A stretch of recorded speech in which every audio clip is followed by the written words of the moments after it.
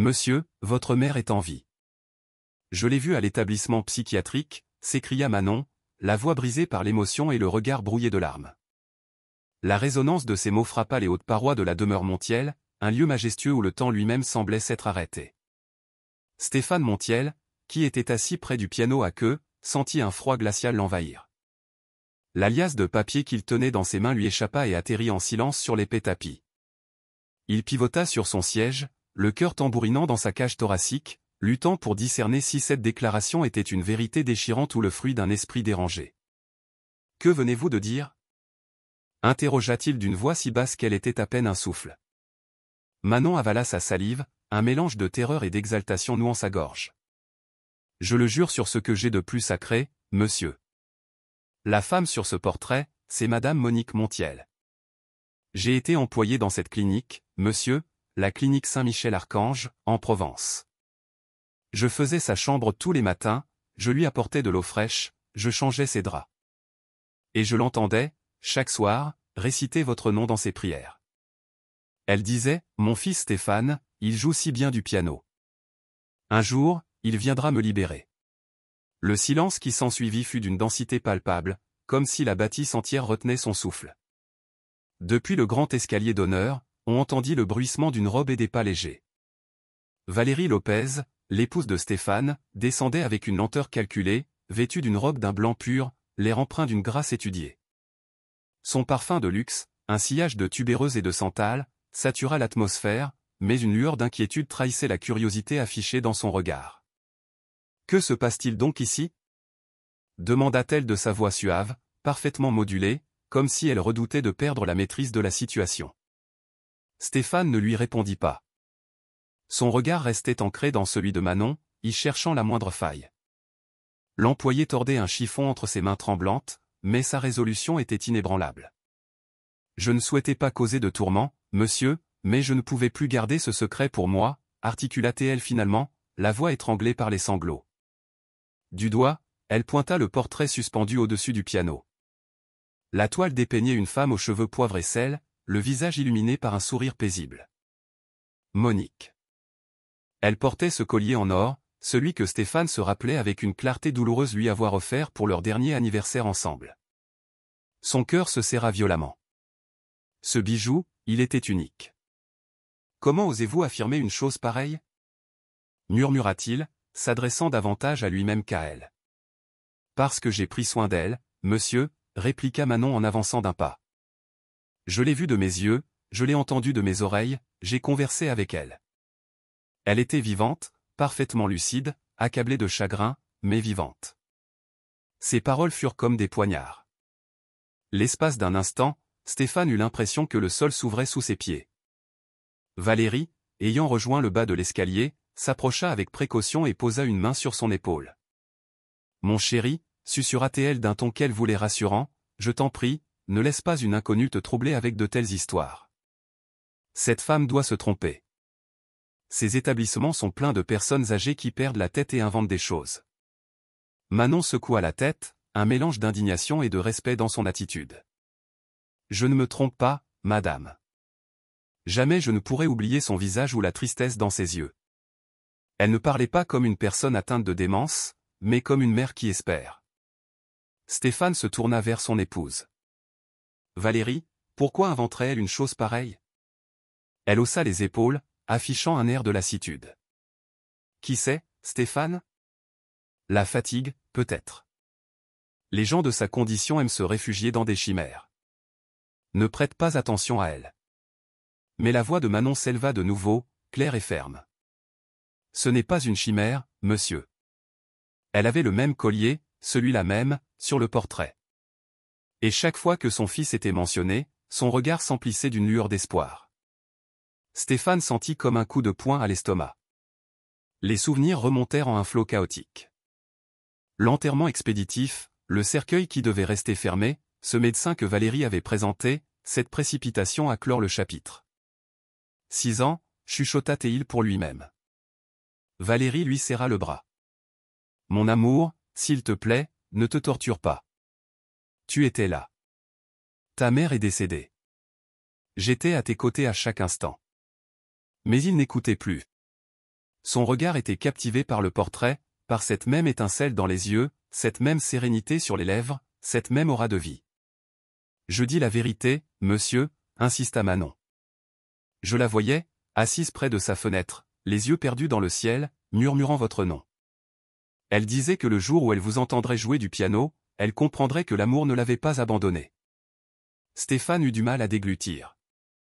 Un frisson incontrôlable le parcourait. Valérie recula d'un pas. Le masque de la parfaite épouse commençait à se fissurer. Ça suffit, lança Stéphane d'une voix rauque.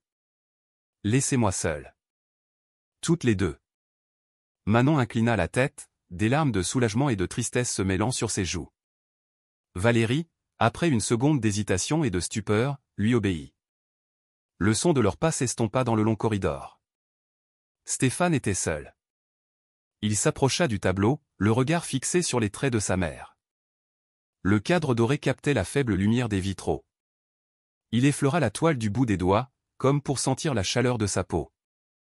Une phrase qu'elle lui disait souvent, une phrase qu'il avait oubliée, lui revint en mémoire, l'amour véritable ne disparaît jamais, mon fils. Il se met simplement en retrait et attend. Une boule se forma dans sa gorge. L'air était irrespirable, son cœur menaçait de sortir de sa poitrine. Et si c'était vrai?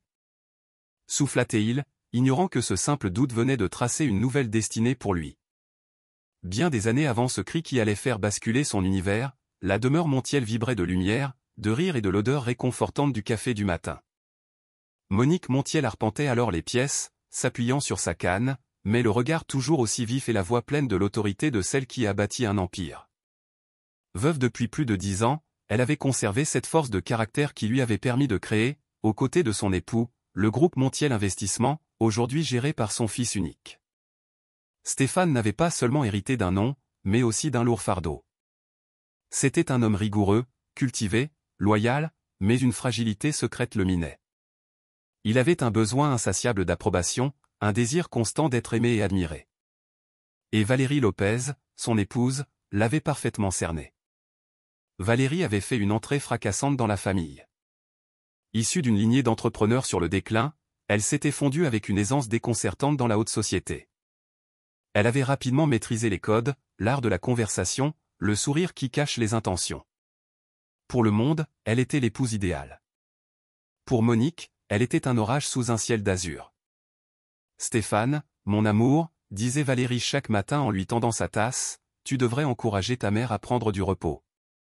Elle se fatigue vite, elle a des oublis de plus en plus fréquents. Tu dramatises, Valérie, répondait-il, absorbé par la lecture de son quotidien. Maman a toute sa tête, elle aime juste se remémorer le passé. Valérie esquissait un sourire entendu, laissant planer le poison du doute.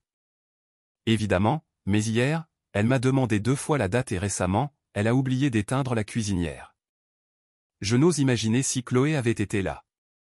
La remarque était diaboliquement efficace. Chloé, leur fille, n'avait que 3 ans. Elle était la seule à pouvoir illuminer le visage de Monique de sourires sincères. Sa grand-mère l'adorait, lui racontait des légendes et des comptines de son enfance dans un village en Provence. Mais Valérie parvenait systématiquement à transformer cette affection en danger potentiel. Maman n'est pas une menace, rétorquait Stéphane, irrité. Ce n'est pas ce que je dis, répondait-elle en lui massant l'épaule. Je suggère simplement qu'elle aurait besoin d'un suivi, peut-être d'un examen médical, d'un séjour dans un lieu calme, tu sais, ces maisons de convalescence où les personnes de son âge se sentent en sécurité. Monique, depuis le couloir, surprenait souvent ces échanges, et chaque mot de Valérie était comme une lente érosion. Elle sentait que sa belle-fille ne la supportait pas, la considérant comme une relique du passé à faire disparaître. Un après-midi, la tension atteignit son paroxysme. Monique était au jardin, soignant ses hortensias, quand elle perçut des rires provenant du salon. Valérie s'entretenait avec un homme en costume qu'elle n'avait jamais vu. Lorsqu'elle pénétra dans la pièce, un silence glacial s'installa. « Excusez-moi, je ne savais pas qu'il y avait un invité, dit-elle avec une politesse sans faille. »« Mère, » intervint Stéphane, visiblement embarrassé. « Je vous présente le docteur. Nicolas Moreau, un spécialiste en gérontopsychiatrie. Il est simplement venu pour une conversation informelle, sur le conseil de Valérie. » Monique le dévisagea calmement, mais une angoisse sourde l'étreignit. Ce médecin avait un sourire trop affable. « Enchanté de faire votre connaissance, Madame Montiel. Votre belle-fille m'a dressé un portrait des plus élogieux, dit-il tout en griffonnant dans un petit calepin. Cet après-midi marqua le début de la conspiration. Le docteur Moreau devint un visiteur régulier. Tantôt il s'entretenait avec Stéphane dans le bureau, tantôt avec Valérie dans le jardin. Et à chaque fois, Valérie enrichissait son récit d'un nouvel incident illustrant le déclin supposé de sa belle-mère, elle égarait ses clés, se trompait dans les prénoms, accusait le personnel de vol. Pur mensonge, mais énoncé avec une telle conviction qu'ils en devenaient crédibles. Manon, alors une jeune domestique, sentait l'atmosphère s'alourdir. L'air devenait électrique dès que Valérie entrait quelque part. Elle ne supporte pas que vous vous approchiez de la petite, Madame Monique, lui glissa-t-elle un jour en servant le thé. Je sais, mon enfant, répondit la vieille dame avec un sourire las. Mais la vérité finit toujours par éclater au grand jour. Les plus belles constructions de mensonges finissent par s'effondrer. Monique se mit à rédiger un journal intime. Elle y confiait son sentiment d'être épiée, jugée, mise à l'écart, sans se douter que ses écrits seraient un jour retournés contre elle. Un mois plus tard, le docteur Moreau remit à Stéphane un rapport médical officiel. Il y était question de signes avant-coureurs de démence sénile et d'épisodes confusionnels. Stéphane le relut plusieurs fois, n'arrivant pas à y croire. « Vous en êtes certain, docteur ?» « Hélas, oui. Le stade est précoce, mais l'évolution est imprévisible, » affirma le docteur Moreau, tandis que Valérie baissait la tête avec un air de profonde tristesse. Monique entra à ce moment-là. « Qu'est-ce donc que vous lisez avec tant de mystère ?» Stéphane dissimula la feuille, nerveux. « Rien, maman, des papiers sans importance. » Mais elle n'était pas naïve, elle lut la vérité sur son visage. Le doute avait été semé.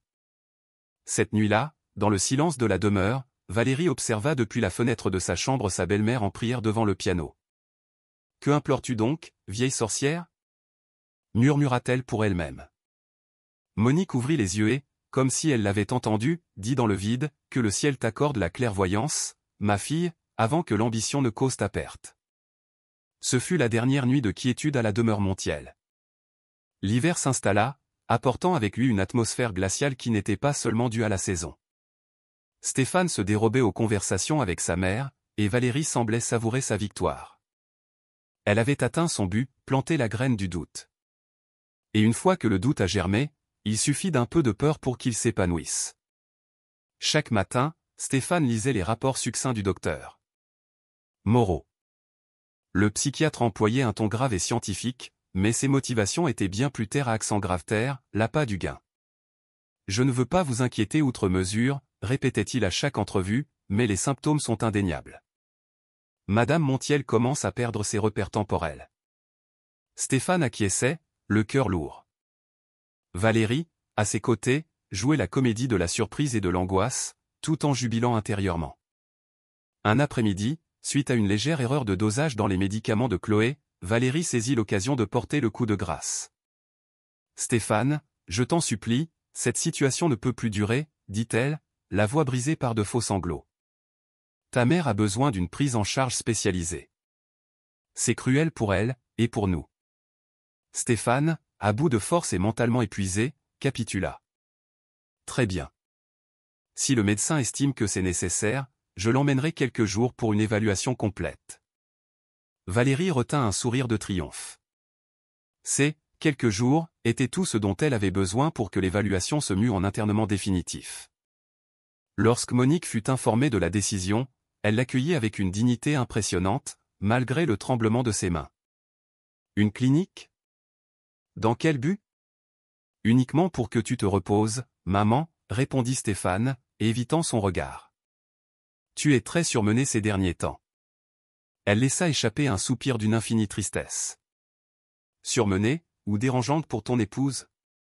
Stéphane fronça les sourcils. « Ne dis pas de telles choses. Valérie ne veut que ton bien. » Évidemment, répliqua Monique avec un sourire amer. C'est ce que disent tous les bourreaux avant de verrouiller la porte. Valérie fit son apparition, élégante dans son manteau camel, l'expression de son visage parfaitement composée. Monique, l'ambulance est prévue pour 10 heures. Ce n'est qu'un simple contrôle, je vous le jure. La vieille dame ne lui répondit pas, se contentant de la sonder de ce regard qui lit au fond des âmes. Stéphane, dit-elle avant de regagner sa chambre, si jamais le doute t'assaille, rappelle-toi ceci, les mensonges ne sont pas des remèdes, ce sont des poisons lents. À 10 heures précises, l'ambulance se posta devant le grand portail. 2 ambulanciers en blouse blanche en descendirent et saluèrent poliment. Monique embrassa Chloé sur le front. La fillette, perplexe, demanda, « Maminou, tu pars où ?» « Dans un endroit où l'on apprend à mieux écouter, ma chérie, » répondit-elle, dissimulant son désespoir derrière un masque de tendresse. Le trajet vers la clinique Saint-Michel-Archange fut empreint d'un silence pesant. Le paysage urbain et morne défilait, en accord avec les sombres pensées de la vieille dame. Quand le véhicule s'immobilisa, une grille en fer forgé s'ouvrit dans un grincement sinistre. Le lieu ne correspondait en rien à la description idyllique qu'on lui avait faite. Nulle trace de jardin ou de musique, seulement de longs couloirs froids et une odeur d'antiseptique. Une religieuse au sourire figé l'accueillit. « Soyez la bienvenue, ma sœur. Ici, vous serez sous notre bienveillante protection. » Monique acquiesça sans un mot. Elle savait que la bienveillance et l'emprisonnement pouvaient parfois revêtir le même habit. Les jours qui suivirent furent une litanie de routines déshumanisante. Levée à 6 heures, ingestion forcée de médicaments qui la plongeaient dans un état second, et quelques rares promenades dans une cour bétonnée. Au début, elle demanda à parler à Stéphane, mais on lui opposa systématiquement une fin de non-recevoir, aucune visite, aucun appel autorisé. Quand elle s'enquit de Valérie, on lui répondit avec un sourire pincé. « Votre belle-fille nous a contactés. Elle insiste sur le fait que vous avez besoin d'un repos total. » Une nuit, alors que le dortoir était plongé dans l'obscurité, elle perçut des pas discrets dans le couloir. C'était Manon, une jeune femme en uniforme blanc au visage doux. Elle venait d'être engagée au service de l'entretien. « Comment allez-vous, madame ?» chuchota-t-elle. « Je vais, mon enfant. » « Mais le silence est lourd à porter ici, » répondit Monique, un sourire triste dans les yeux. Manon baissa encore la voix. « Je sais que votre place n'est pas ici. » La vieille dame la regarda, étonnée. « Comment peux-tu le savoir ? » Parce que les personnes qui ont perdu la raison ne pleurent pas en silence, et leurs prières n'ont ni nom ni visage. Cette nuit-là, un lien indéfectible se tissa entre les deux femmes. Pendant ce temps, à la demeure, Valérie s'employait à effacer toute trace du passé. Elle fit mettre en carton les affaires de Monique, décrocher ses portraits et même remplacer la serrure de sa chambre. Elle informa leur entourage que sa belle-mère s'était retirée dans une maison de repos et que, compte tenu de sa santé fragile, elle ne souhaitait voir personne. Stéphane, le cœur en lambeaux, se persuadait que c'était la meilleure solution. Ce n'est que temporaire, se répétait-il chaque soir, les yeux fixés sur le portrait de sa mère. Mais les mois s'écoulèrent, et les rapports de la clinique restaient inchangés, la patiente est stable, mais doit être préservée de toute stimulation extérieure. Valérie lui remplissait son verre et souriait. « Ne t'en fais pas, mon amour, tout est parfaitement géré. » Et Stéphane, dans son ignorance, levait son verre à la santé de celle qui avait orchestré la séquestration de sa mère. À la clinique, Monique écrivit une dernière lettre avant que ses forces ne l'abandonnent. « À celui qui trouvera ce message, dites à mon fils que je suis en vie, que je l'attends. Il n'est de pire supplice que l'oubli, et je sais qu'il ne m'oubliera pas. » Cette lettre ne franchit jamais les murs de l'établissement. Le docteur Moreau la lut, la réduisit en confetti et ordonna de renforcer la sédation. Mais l'esprit de Monique refusait de s'éteindre. Au plus profond d'elle-même, une certitude persistait, l'amour finit toujours par trouver un chemin, même si ce chemin est une prison. La clinique Saint-Michel-Archange n'avait rien d'un havre de paix. C'était un lieu où régnait le silence. Les fenêtres étaient condamnées, les murs transpiraient l'humidité et le chlore, et les nuits étaient peuplées de murmures et de sanglots étouffés. Ici, le temps ne s'égrenait pas en heures, mais en milligrammes. Monique Montiel perdit toute notion du calendrier. Il n'y avait ni miroir, ni pendule, ni visage ami. Juste la ronde des médicaments et la voix monocorde d'une infirmière qui, chaque matin, l'appelait par son nom de famille. Montiel, c'est l'heure. Elle s'exécutait sans un mot. Elle avait appris que la parole était dangereuse, qu'elle pouvait lui valoir une pilule supplémentaire ou un regard suspicieux. Parfois, à son réveil, elle entendait des hurlements dans le couloir. D'autres fois, c'étaient les pleurs d'une patiente qui implorait qu'on la laisse rentrer chez elle. Alors, elle priait, égrenant en silence les perles du chapelet qu'elle dissimulait sous son oreiller. « Mon Dieu, faites que mon fils ne me croie pas morte de l'intérieur. » Un après-midi, alors qu'elle passait un vieux balai dans sa cellule, une jeune voix se fit entendre derrière la porte. « Puis-je entrer, madame ?» C'était Manon, la nouvelle femme de ménage. Elle tenait un seau en fer blanc et affichait un sourire timide. « Entrez, mon enfant, » dit Monique en s'asseyant sur le bord de son lit. « Je m'appelle Manon Dubois. Si vous avez besoin de quoi que ce soit, n'hésitez pas, dit-elle à voix basse. La façon dont on vous traite ici me révolte. » Monique la regarda avec affection. « Ne prends pas de risque pour moi, ma fille. Ici, la moindre gentillesse se paie cher. » Manon souriait, sur un coup de tête, lui confia « Ma propre mère a été internée dans un endroit comme celui-ci. » Elle n'était pas folle, elle était juste devenue encombrante. Monique hocha lentement la tête. « Alors, tu comprends ce que je ressens. » Dès ce jour, Manon prit l'habitude de nettoyer sa chambre quotidiennement, mais c'était un prétexte pour venir lui parler. Discrètement, elle lui apportait des surplus de pain, des journaux et des nouvelles du monde. Monique lui parlait de son enfance dans un village en Provence, de sa rencontre avec son mari, et du jour où Stéphane avait touché un piano pour la première fois. Manon, qui n'avait pas connu son père, se prit d'affection pour elle, la considérant comme sa grand-mère de cœur. Une complicité muette s'installa entre elles, faite de petits riens, un regard, une prière partagée, une larme essuyée. Mais leur proximité commença à éveiller les soupçons. Une infirmière la prit à partie. Dubois cessait de discuter avec la patiente Montiel. Elle est sujette à des délires. Manon fit mine d'obéir, mais la rage bouillait en elle. Elle savait que cette femme ne délirait pas. Elle se souvenait de tout avec une précision étonnante, date, nom, et même la couleur de la robe que portait sa belle-fille à son mariage. Il était impossible de ne pas la croire. Une nuit, alors qu'elle lavait le sol du couloir, elle surprit une conversation entre médecins. « Combien de temps vont-ils la garder encore » demanda l'un. « Aussi longtemps que la famille le souhaitera » répondit le docteur. Moreau. « Et croyez-moi, vu les sommes que verse Madame Lopez, ce n'est pas près de s'arrêter. » Un frisson glacial parcourut l'échine de Manon. Elle porta la main à sa poitrine. Cette seule phrase confirmait ses doutes, il ne s'agissait pas de soins, mais d'une séquestration lucrative. Dès lors, elle commença à tenir un journal secret. Madame Montiel est lucide, son discours est cohérent, elle réclame son fils. C'était sa manière de se battre, de consigner la vérité. Elle se disait qu'un jour, elle quitterait cet endroit et que, si la justice existait encore, elle témoignerait.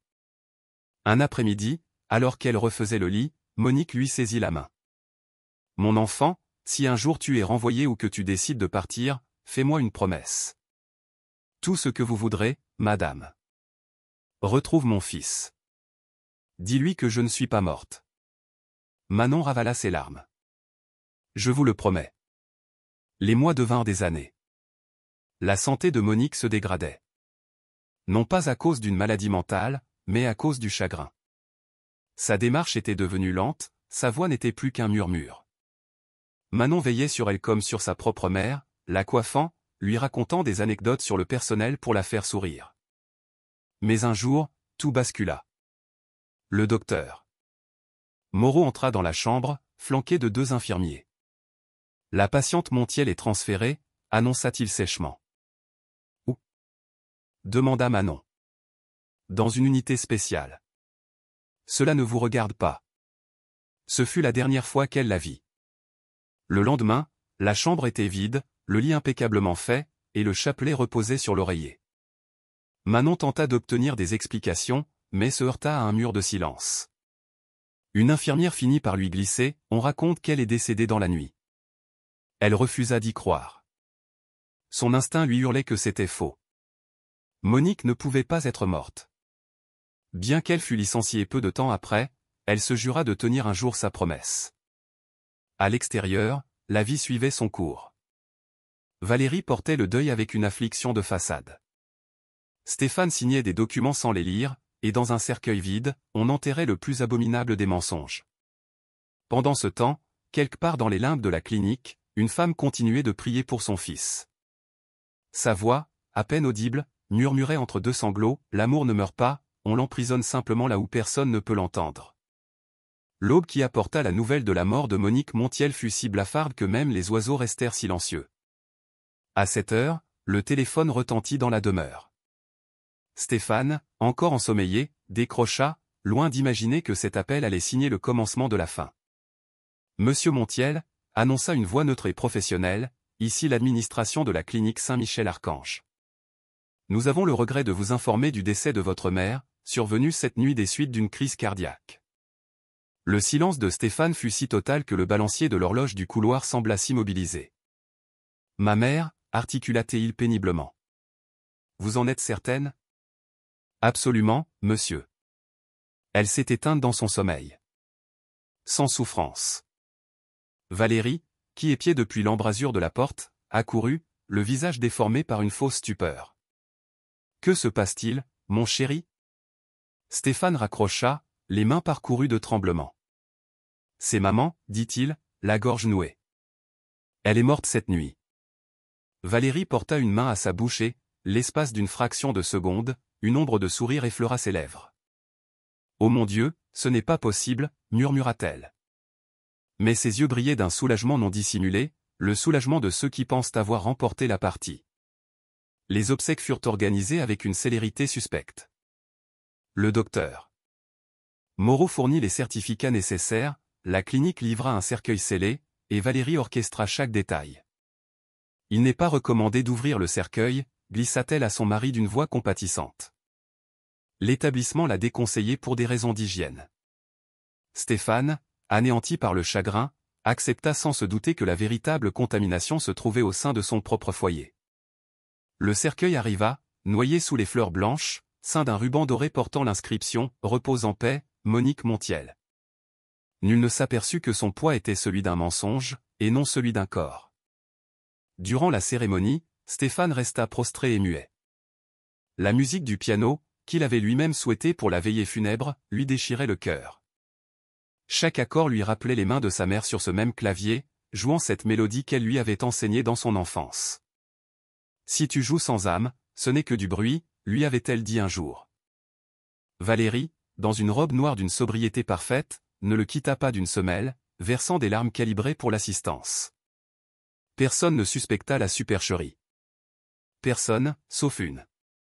Dans une petite chambre de bonne de la clinique, Manon faisait ses bagages. Elle venait d'être licenciée sans préavis. Madame Montiel est décédée, lui avait simplement dit une infirmière. Votre présence n'est plus requise. Mais Manon sentait que quelque chose n'allait pas. Elle avait capté des bribes de conversation, des regards fuyants, et cette oppression dans sa poitrine refusait de la quitter. Avant de partir, elle se glissa dans la chambre désormais vide de Monique. Le chapelet était toujours là, sur l'oreiller, intact. Ce détail suffit à la convaincre. Une femme d'une telle piété ne serait pas partie sans son objet de dévotion. Elle empocha le chapelet et quitta les lieux, le cœur brisé. Elle ignorait comment et quand, mais elle honorait sa promesse. À la demeure, le deuil fut aussi bref qu'une fleur coupée. La semaine suivante, Valérie fit condamner la chambre de sa belle-mère, entreposa ses portraits au grenier, donna ses vêtements à des œuvres de charité et fit remplacer le piano par une sculpture abstraite. « Il faut aller de l'avant », déclara-t-elle en se servant un verre de vin. Stéphane la regarda, sans force pour protester. Sa vie n'était plus qu'une routine morne et silencieuse. Son amour pour sa mère était désormais teinté de la culpabilité de ne pas lui avoir rendu visite, de ne pas avoir cherché à en savoir plus, d'avoir cru sur parole. Chaque soir, il s'isolait dans son bureau, contemplant la photo d'elle souriant près du piano, avec cette seule phrase qui tournait en boucle dans son esprit, « Les mensonges ne sont pas des remèdes, ce sont des poisons lents. » Pendant ce temps, dans une aile désaffectée de la clinique Saint-Michel-Archange, une infirmière déposait un plateau repas devant une porte et s'éloignait aussitôt. Le repas refroidissait face à une femme frêle, au regard lointain mais serein, aux mains tremblantes. C'était Monique, vivante, respirant à peine, mais parfaitement consciente de sa situation. Elle savait qu'aux yeux du monde, elle était morte, que son nom avait été rayé de la carte. Et pourtant, chaque nuit, elle priait pour son fils. Faites que l'amour le guide, Seigneur. Faites que la vérité lui soit révélée. Les couloirs de cet endroit étaient les seuls témoins de sa résilience. Son corps se flétrissait, mais son esprit restait alerte. Elle attendait. C'est tout ce qui lui restait, l'attente. Des années plus tard, le piano se fit de nouveau entendre dans la demeure, mais cette fois sous les doigts malhabiles de Chloé, la petite fille qu'elle n'avait jamais vue. Chaque note était l'écho d'un amour enterré vivant. C'était lors d'un après-midi pluvieux que la jeune Chloé Montiel, alors âgée de 9 ans, décida d'explorer le grenier de la vaste demeure. Elle cherchait une vieille malle de jouets, mais sa curiosité la mena à une découverte inattendue, un portrait recouvert d'une épaisse couche de poussière, représentant une femme au sourire énigmatique. « C'est qui, cette dame » demanda-t-elle en traînant la lourde toile vers la lumière. Valérie, qui lisait dans le salon, sursauta en entendant le bruit du cadre heurtant le parquet. Un instant, son visage perdit toute couleur. Elle se précipita à l'étage et arracha brutalement le tableau des mains de sa fille. « Ne touche pas à ça !» siffla-t-elle avec une fureur qui pétrifia Chloé. La fillette recula, les larmes aux yeux. « Mais... elle ressemble à papa » balbutia-t-elle.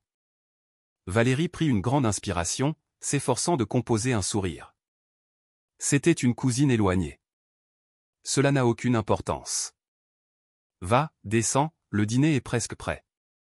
Elle enferma le portrait dans un coffre et le dissimula au fond d'un placard, comme pour enterrer le passé une seconde fois.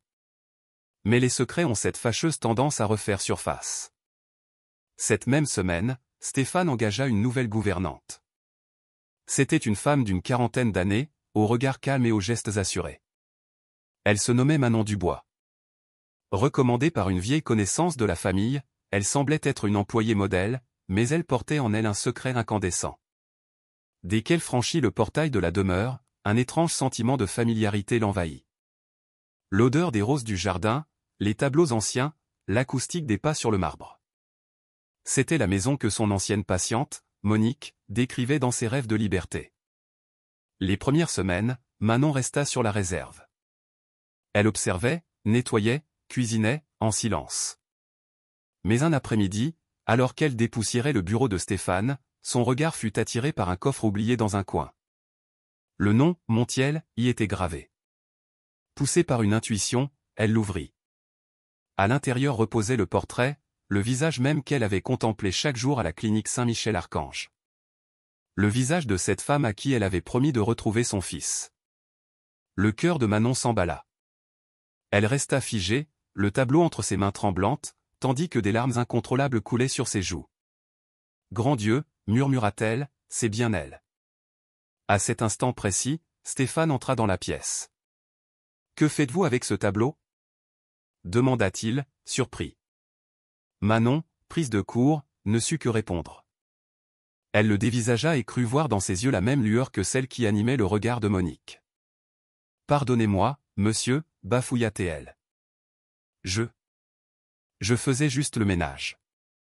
Stéphane prit le cadre et le contempla longuement. C'était sa mère, plus jeune, les cheveux coiffés en un chignon élégant, et ce sourire inoubliable. Une boule se forma dans sa gorge. « Où l'avez-vous trouvé ?»« Il était dans ce coffre, monsieur. »« C'est étrange, je ne me souviens pas l'avoir mis là, » dit-il d'une voix sourde. Manon sentit les mots se presser sur ses lèvres, mais une force intérieure la retint. Le moment n'était pas encore venu. Pourtant, la vérité commençait à brûler en elle. Cette nuit-là, Manon ne trouva pas le sommeil. La voix de Monique résonnait dans sa tête, « Si un jour tu pars d'ici, promets-moi de dire à mon fils que je ne suis pas morte. » Elle se leva, s'approcha de la fenêtre et contempla les lumières de la ville. Elle savait qu'en parlant, elle s'exposait à la colère de gens puissants, mais qu'en se taisant, elle se rendrait complice d'un meurtre symbolique. Le lendemain, elle rassembla tout son courage. Elle attendit que Valérie soit sortie et sollicita un entretien avec Stéphane. Il se trouvait dans son bureau, plongé dans ses dossiers. « Monsieur Montiel » commença-t-elle d'une voix mal assurée, « je ne sais pas si vous allez me croire, mais j'ai travaillé pendant un temps à la clinique Saint-Michel-Archange. » Stéphane releva la tête, intrigué.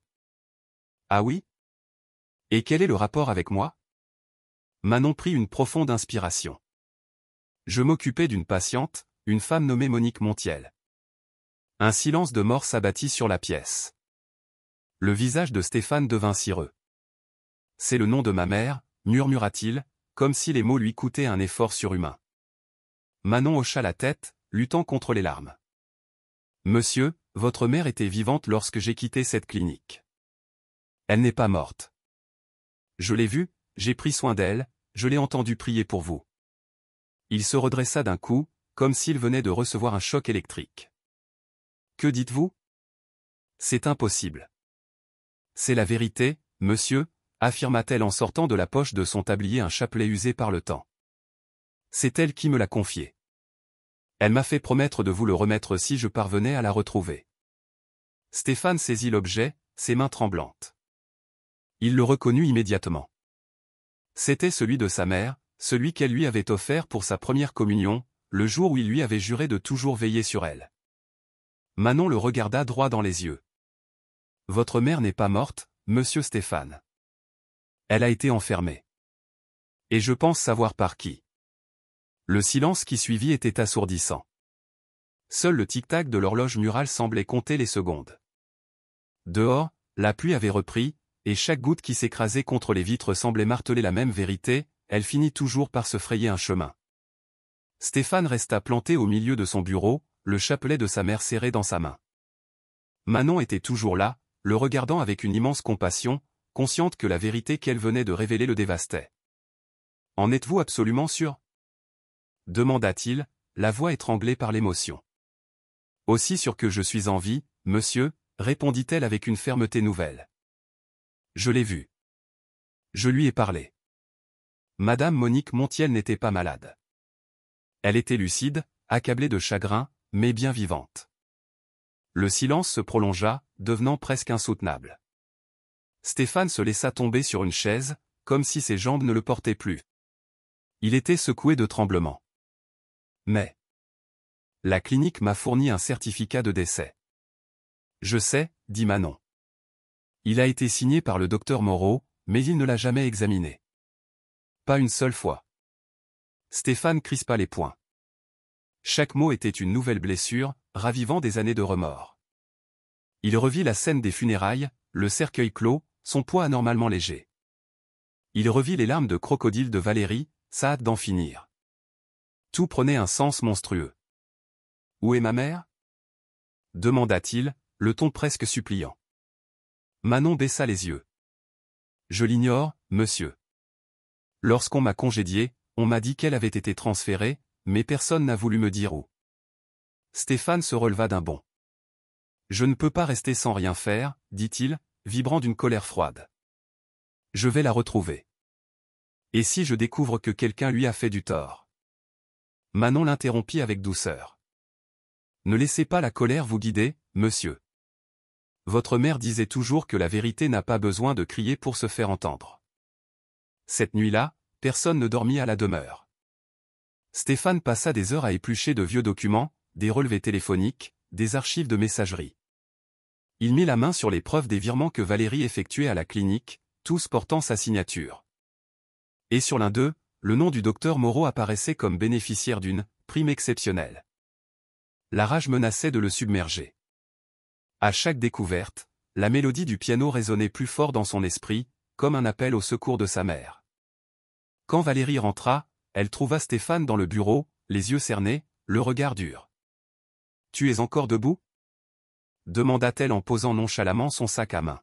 « Je cherche la vérité, » répondit-il d'une voix blanche. « La vérité ? Quelle vérité ?» Stéphane prit une profonde inspiration et jeta le chapelet sur le bureau. « Celle-ci. » Valérie le regarda, perplexe. « Qu'est-ce que c'est ?»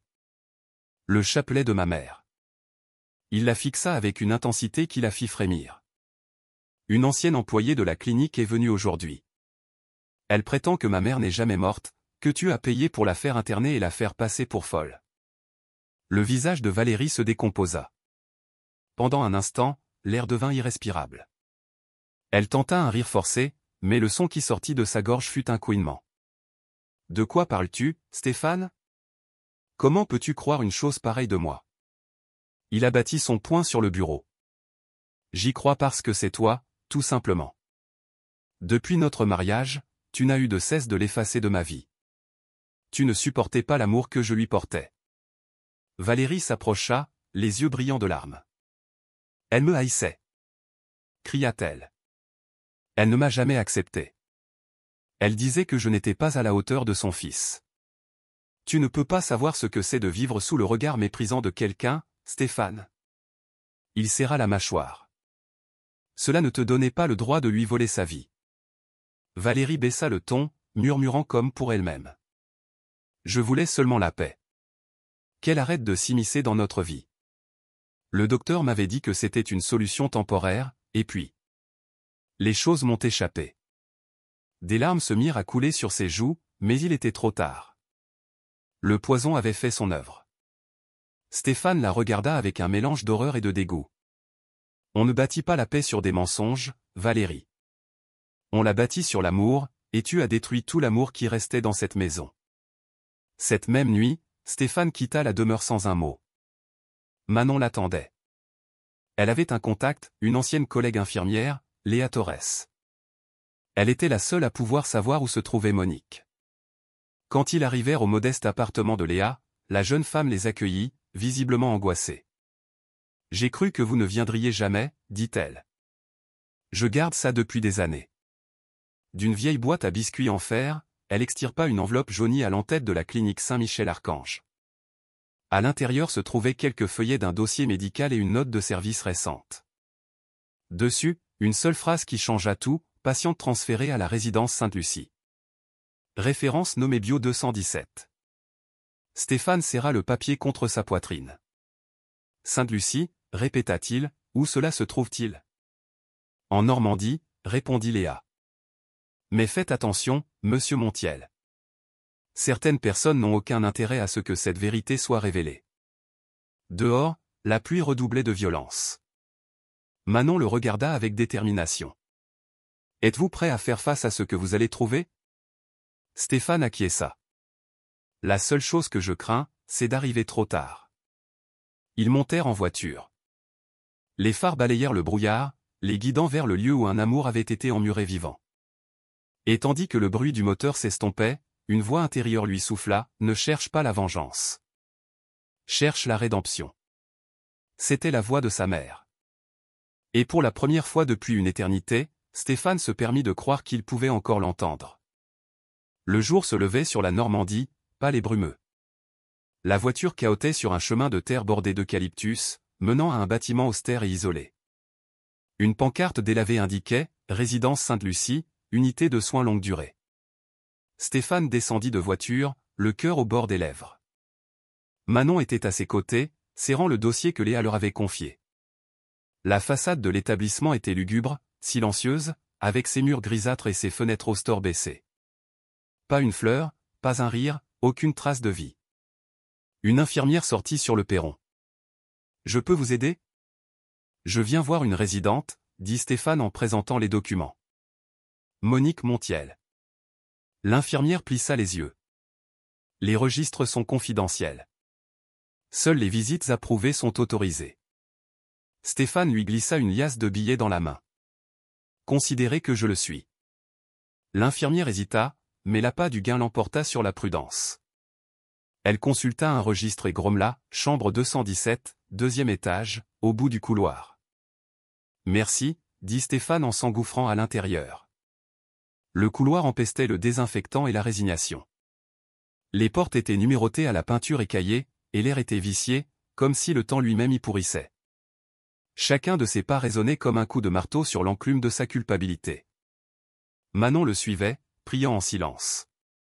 Lorsqu'ils parvinrent devant la chambre 217, Stéphane s'immobilisa. Sa main, posée sur la poignée, tremblait. Il avait rêvé de cet instant pendant des années, et pourtant, la peur de trouver une chambre vide le paralysait. Manon lui posa une main encourageante sur l'épaule. « Allez-y, monsieur.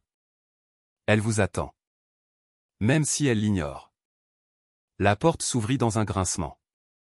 À l'intérieur, une femme aux cheveux blancs était assise près de la fenêtre, contemplant la pluie. Elle était enveloppée dans un châle de laine et égrenait un chapelet. Son profil, bien qu'amaigri, était inchangée.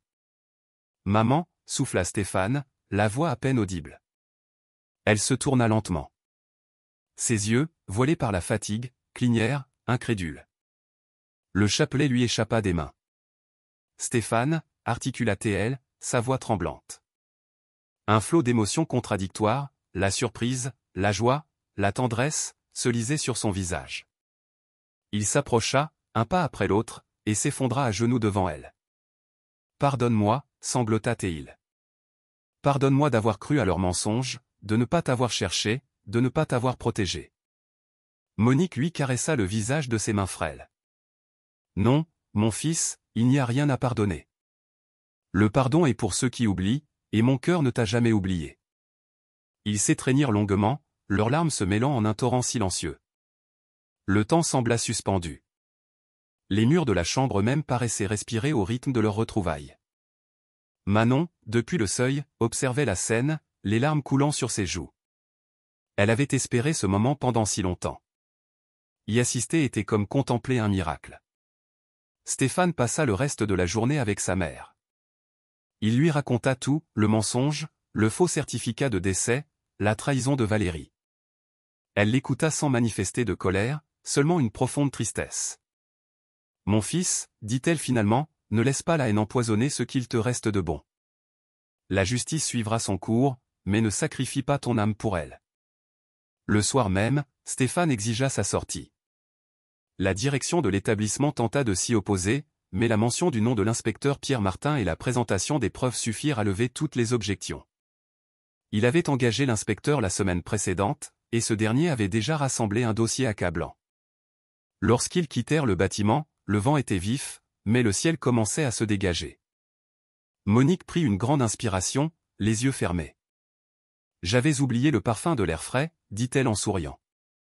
Et Stéphane, la voix encore nouée, répondit, « Tu ne l'oublieras plus jamais, maman. » De retour à la demeure, le silence les accueillit comme un linceul. Valérie était partie. Elle avait laissé un simple mot sur la table du vestibule, « Pardonne-moi, Stéphane. Ma peur m'a empêché d'aimer. » Il froissa le papier et le laissa là. Il n'y avait plus rien à dire. Sa mère, quant à elle, promena un regard serein sur la pièce. Cette maison a besoin d'amour, pas de vengeance. Les semaines suivantes furent consacrées à la lente reconstruction de ce que la haine avait détruit. Stéphane organisa des retrouvailles entre Chloé et sa grand-mère. La fillette, dans son innocence, s'approcha d'elle avec une pâquerette. « Maminou, papa a dit que tu faisais un très long dodo. » Monique sourit et lui répondit, « Oui, ma puce, mais maintenant, je suis réveillée. » Le son du piano emplit de nouveau la maison, unissant 3 générations autour du même clavier. Monique jouait lentement, guidant les doigts de Chloé, sous le regard attendri de Stéphane. Les notes s'élevaient comme une prière, se fondant dans la lumière dorée de la fin d'après-midi. Manon, depuis l'embrasure de la porte, souriait. Sa promesse était tenue. En silence, elle remercia le ciel de lui avoir donné le courage de parler quand tous les autres se taisaient. À la nuit tombée, Stéphane s'approcha de sa mère et déposa un baiser sur son front. « Demain, nous signons les statuts, maman. »« Quels statuts ?» demanda-t-elle. « Ceux de la Fondation Monique Montiel. Nous viendrons en aide aux femmes âgées, victimes d'oubli ou d'internement abusif. Ce sera ton héritage, et ma façon de me faire pardonner. » Monique sourit, les yeux embués de larmes. « Mon pardon, tu l'as depuis longtemps, mon fils. Apprends maintenant à te pardonner à toi-même. » Dehors, la pluie avait cessé. Le ciel se déchirait, laissant filtrer un rayon de lune. Et pour la première fois depuis une éternité, la musique du piano n'évoquait plus la culpabilité, mais la paix retrouvée. Quelques mois s'étaient écoulés depuis ces retrouvailles qui avaient à jamais redéfini l'histoire de la famille Montiel. La demeure, jadis froide et silencieuse, avait retrouvé son âme. Les lourds rideaux étaient ouverts, le piano chantait chaque jour, et le jardin avait retrouvé ses couleurs. Au centre de la cour, une plaque de marbre blanc portait une inscription « Fondation Monique Montiel » pour la dignité de celle qu'on a voulu oublier. Chaque semaine, des femmes âgées s'y pressaient, cherchant du réconfort, de l'aide et un lieu où leurs paroles seraient entendues. Manon était chargée de les accueillir. Bien qu'elle soit restée la même femme humble, sa voix avait gagné en assurance. Elle avait conscience d'avoir changé le cours d'un destin, et peut-être de bien d'autres. Stéphane Montiel, lui, était un homme transformé. L'homme d'affaires pressé avait laissé place à un fils apaisé, en paix avec son passé. Chaque après-midi, il se rendait à la fondation pour s'asseoir au piano avec sa mère et sa fille. C'était son rituel, sa façon de penser par la musique les blessures que le silence avait infligées. Un jour, un journaliste l'interrogea, « Pourquoi avoir créé une fondation au nom de votre mère ?» Stéphane marqua une pause avant de répondre, « Parce qu'il y a des vérités qui guérissent, et d'autres qui tuent. Ma mère m'a appris que l'amour ne meurt jamais, on l'enferme, c'est tout. Et je veux que plus personne n'ait à le chercher derrière des murs. » Le journaliste, ému, baissa la tête, et cette phrase devint la devise de la fondation, « L'amour ne s'enferme pas, il se libère. » Monique, bien que sa santé soit fragile, restait le cœur battant de l'endroit. Elle aimait déambuler dans les couloirs, échanger avec les nouvelles arrivantes, écouter leurs histoires. Quand on lui demandait comment elle avait pu endurer une telle épreuve, elle répondait avec une sérénité désarmante, « Je n'étais pas seule. Dieu et mon fils étaient toujours avec moi, même s'ils ont mis du temps à se parler. » Manon, en l'entendant, ne pouvait réprimer un sourire. C'était là la vérité la plus simple et la plus profonde qu'elle ait jamais rencontrée. Un après-midi, alors que le soleil déclinait, Chloé accourut vers sa grand-mère, un dessin à la main.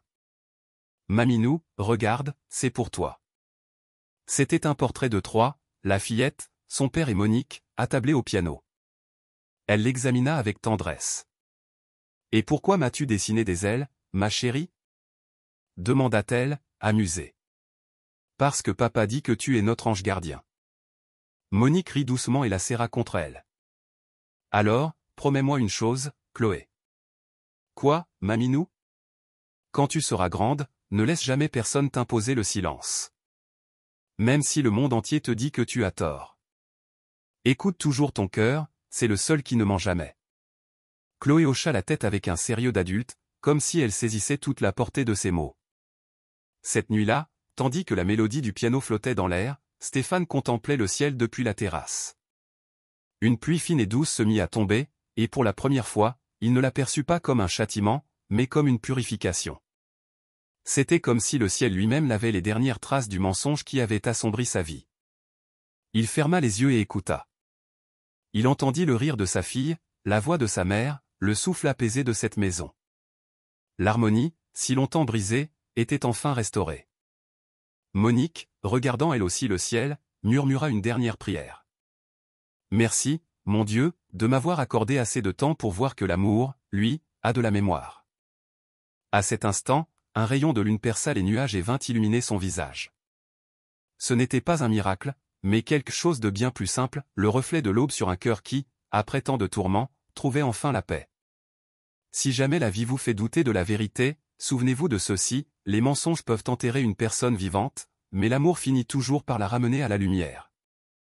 Que feriez-vous si vous appreniez qu'un être cher n'était pas mort, mais prisonnier d'un mensonge? Partagez votre histoire dans les commentaires. Et si ce récit vous a touché, n'hésitez pas à l'aimer, à vous abonner et à le partager. Car peut-être que quelque part, en France ou ailleurs, quelqu'un a besoin de l'entendre aujourd'hui. Merci de m'avoir lu jusqu'au bout, et à bientôt pour une nouvelle histoire. Je vous attendrai.